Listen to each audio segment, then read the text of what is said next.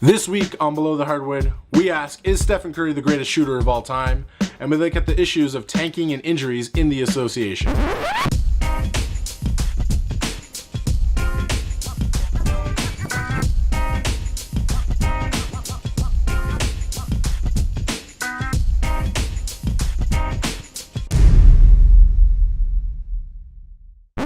Welcome to your home for all the real basketball talk from real fans. This is Below the Hardwood. Welcome back to the basement. I'm your host, Ryan Henry.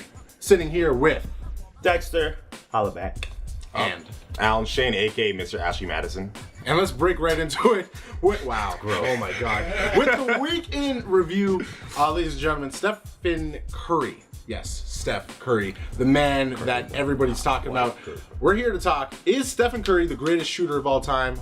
This week, he lit teams on fire in that new Steve Kerr offense. This week, well, in the last 4 games, he shot 15 for 29 from 3. God mode. 51%. Game sliders. So the question, like I said, is do you guys think he's the greatest shooter of all time? Dexter, where does he rank? He is one of the greatest shooters in our era, if not the best. In our era. He could create his own shots. He could come off any pick. Like, he just creates for himself. A lot of that goes to Steve Kerr and his coaching, but a lot of that goes to Steph Curry. Yeah. I don't know. I think it's too early to tell to give Steph Curry the greatest shooter of all time because I grew up with Reggie Miller and Ray Allen, so those are the guys who I, perceive in my mind as the greatest shooters of all time. Yes, Steph Curry is amazing to watch. He's got, he has that ball in a yo-yo. He's amazing, and I'm gonna name drop. I used to play against him. Just gonna say that. Just gonna put that out there. Just gonna put that out there. Just gonna say that. But yeah, No proof. In one of the games, I think it was he shot the first 6 3-pointers of the game. He was 6 for 6, ended up 6 for 8. 8 for 11. 8 for 11. That's a video his game. numbers are ridiculous. If you watch his release, it's so quick. effortless.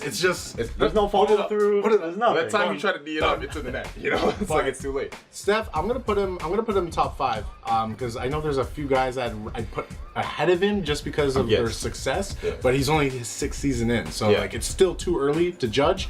But with the last couple seconds of the game, who are you getting? Ray Allen or Steph Curry? I give it to Steph. Ray Allen. I give it Or to Miller. Steph. It depends what situation. I give it to Miller first, then Ray Allen, then Steph Curry. Okay, that's your list, basically. Then me. I go with Kobe. We ain't giving it to Kobe. We ain't giving it to Kobe. Other teams still give it to Kobe. Up for discussion this week, we're looking at a major phenomena or issue going on in the league. It's injuries. And the teams that are majorly affected by it, we've had a crazy list of stars going down. So we had DeMar DeRozan, who just went down, unfortunately for the Raptors. He's going to be out 4 weeks. We have Dwight Howard, who's been in and out of the season on a regular basis. Kevin Durant, Russell Westbrook, who made his comeback. So my question to you guys is, out of these teams, let's say Indiana, OKC, even LA, who should be tanking? Who should be taking Mark Cuban's advice and actually tank the season? I think OKC. Someone's butthurt. Not Mark Cuban. I think OKC should tank. They're not going to, because we give Sam Presti this this honor of being a great GM. He's good at drafting and finding talent, even though he failed with Jeremy Lamb. But if you think about his acquisitions, they're terrible. So I feel like this is the year where you have to do something, because Russell Westbrook and KD, they're not going to make the playoffs this year. It's sorry to say, OKC fans, they're not going to do it. So you're saying tank? I say tank. So you agree with Cuban? Okay, Dexter. I think tanking's done. Then I don't think they should. Tanking's done. Tanking's done with. Like, really? I see OKC playing their hardest. Like, Reggie Jackson's leading that team with Serge Ibaka. He's going for a contract. And Westbrook's back. And like, people in the East, the teams on the East, Indiana, the Chicago Bulls, they just play. They play. So they play to win. And it's easier in the You East. don't think anybody's No one's tanking. tanking except for What about the They're Sixers? not going What about to. the Sixers? 0-16. Oh my lord, Sixers. I feel That's sad. a full blow. Yo, tank. we can beat That's them, a guys. full-blown Yo, tank. let's suit up, man. That's a full-blown tank. That's good. I do think tanking in the league exists. I don't think anybody else but the Sixers are doing it. I think the Lakers actually even try to play their hardest, but they just can't win games. because they're terrible. Like Kobe said, they're better than 3 games. But 3 wins, right? I don't think OKC needs to tank. You have Russell Westbrook, who put on probably the greatest performance coming back from an injury. I think this is the year where you have to try to, roll the dice and try to get, kind of a Spurs situation. They already did that, but They're not going to get better. But look at the Sam Sixers. Presti's they refuse to pay into the luxury tax. If you want to win a championship, you have to pay into the luxury tax, and they're not going to do it. But does tanking even work? Like, look at the Sixers. How many? This Cleveland. year's Cleveland draft got might so many actually be picks. better than last year's. Jahlil Okafor is an actual top player. I truly don't believe tanking works. Look at Cleveland. Until they got LeBron, they had like what the top tanking. 5. It worked. It didn't work.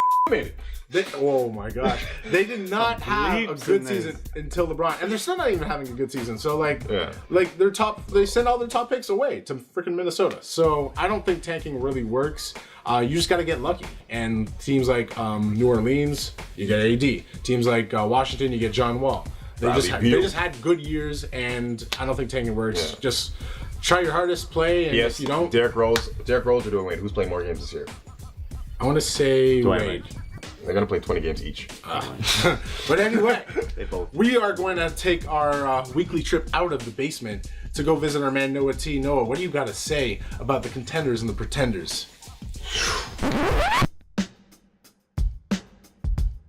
Ask yourself this question. 30 teams in the NBA, how many would you say are true contenders? I got 3. But maybe let's go through the list. Cleveland, nah. Chicago, too injury prone. Even our Raps, maybe one solid piece away from being a true contender. The East is already starting to stink it up. The West is already kicking our butts. I only got 3 teams. 2 are in Texas and 1's in Tennessee.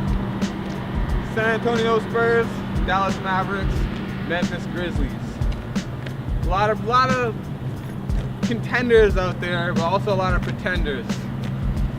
Eastern Conference stinks once again. Gonna have to go with the Spurs. Peace out, Toronto.